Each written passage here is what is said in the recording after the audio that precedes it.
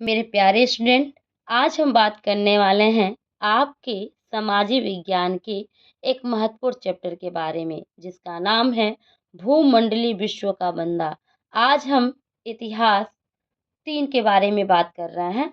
बात करें कि भूमंडलीय विश्व का बनने के बारे में, तो ये ऐसा सदियों से होता है कि जहाँ पे व्यापार के कारण विचारों और संस्कृतियों का आदान-प्रदान हुआ है। जहाँ पे भूमंडलीय करण या वैश्वीकरण की अवधारणा का उदय लगभग 5 दशक पूर्व ही हुआ था, जहां व्यापार या कार्य की खोज में एक स्थान से दूसरे स्थान का भ्रमण भूमंडलीकरण की नींव थी, जहां पे पूंजी, श्रम, वस्तुओं और सेवाओं के वैश्विक प्रभाव का एक दीर्घकालीन इतिहास रहा। जहां आज इस संबंध में विचार करना अपने भूतकालीन विश्व के युगों में ले जाता है। जहां बात करें पहिए के आविष्कार ने मानव को गाड़ी देकर उसे पर्यटन बना दिया। वह प्राचीन काल से ही यात्री, व्यापारी, धर्म, उपदेश और आध्यात्मिक बनकर दूर-दूर जाकर लोगों से मिलता रहा, जहाँ पे पर्यटन अपने साथ धन लेकर शिल्प, विचार, आविष्कार, संस्कृति यहाँ रोग के कीटाणु को लेकर के आते जाते थे।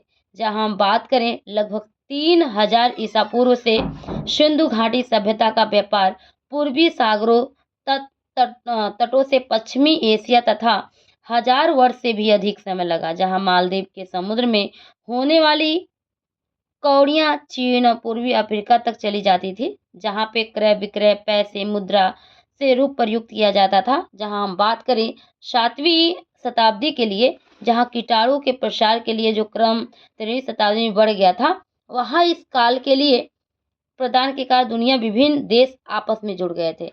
जहाँ हम बात करें कि सिंधु घाटी की सभ्यता के युग में भी विभिन्न देशों के बीच आपसी संपर्क हुआ करता था। जहाँ बात है कि आधुनिक युग से यह संपर्क तेजी से बढ़ा। अब हम बात करते हैं सिल्क रूट, यानी सिल्क रूट जो होता है रेशम मार्ग, यानी जुड़ती हुई दुनिया। बात करें प्राचीन भारत में या प्राचीन काल में विश्व से दूर दूर स्थित क्षेत्रों में व्यापारिक और सांस्कृतिक संपर्क करने का उल्लेखनीय मार्ग था, जहां रेशम मार्ग या सिल्क रूट जमीन और समुद्र, एशिया, अफ्रीका और यूरोप के विशाल क्षेत्रों से जोड़ने वाली वह मार्ग जिससे रेशम और चीनी ढोए जाते थे, यह सिल्क मार्ग कहलाता था। जो कहा जाए कि उस जमाने में कई सिल्क रूट थे। बात करें सिल्क रूट ईसा युग की शुरुआत के पहले से ही अस्तित्व में था, जहां 15वीं सदी से बरकरार था। अब बात करते हैं भोजन की यात्रा और या इस गहती आलू के बारे में हम बात करें, तो भोजन की यात्रा शुरुआत तब हुई जो दूर देशों की यात्रा करने वाले जो अपने साथ खाद्य पदार्थ भी लेकर के गए। जिन नए देशों से व्यापारी का पर्यटन जाते थे, वहाँ नए नए बीज बोकर आते थे तथा वहाँ से नए नए बीज लेकर लौटते थे। यह भी सत्य प्रतीत होता है कि विश्व में विभिन्न भागों में जैसे झटपट तैयार होने वाले खाद्य पदार्थों का उदय भी साझा प्रयासों से होगा। या देखा जाए नूडल की हम बात करें, ये उदाहरण मिलते हैं। नूडल चीन में से पश्चिम पहुंचे, जबकि वहां से पूर्व तक पहुंचे संपन्न ये पास्ता इटली तक अरब के यात्रियों ने पहुंचाया होगा, जहां भारत का और जापान इसी तरह के आहार विद्यमान थे। जहां हम बात करें, ये कहना एकदम सही था कि पूरे विश्व में दूर दूर स्थित देशों में सांस्कृतिक आदान प्रदान होता रहा है, जहां व्यापार के कारण एक देश का भोजन दूसरे देश तक पहुंचता था। ये इसको समझने के लिए नूडल का उदाहरण लेते हैं। यह चीन की देन है, जो आज पूरी दुनिया में विभिन्न रूपों में इस्तेमाल होता रहता है। जहाँ हम बात करें भारत में ऐसी सेविया के रूप में इस्तेमाल होता है, जहाँ इटली में इसमें के रूप में पाया जाता है। बात करें हम आज से लगभग 5000 वर्ष पूर्व, जो पूर्वज आलू, सोया, मक्का, टमाटर, मूंगफली, मिर्च और शकरकंद से परिचित नहीं थे। इन पदार्थों की एशिया के देशों में बहुत सुलभता हुई थी, जहाँ क्रिस्टोफर कोलंबस अज्ञात महाद्वीपों पे पहुंच गए थे, जहाँ पे अमेरिका नाम दे दिया गया था।